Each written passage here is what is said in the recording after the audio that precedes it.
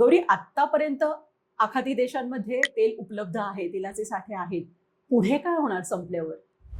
त्याच्यासाठीच त्यांनी सौदी किंवा UAE सारखा देश बघितला तर त्यांच्यामध्ये त्यांनी धोरणांमध्ये बदल केलेले आहेत.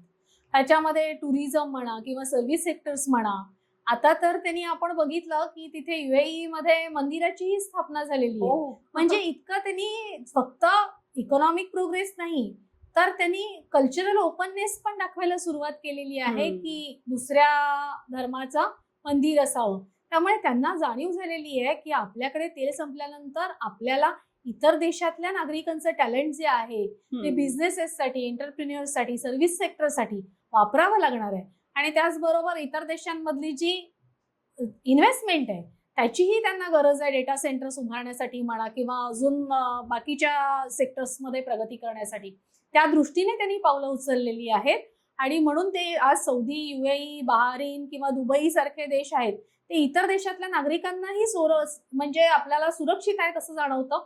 आणि तिथलं राहणीमान हे राहण्यासाठी फार चांगलं आहे.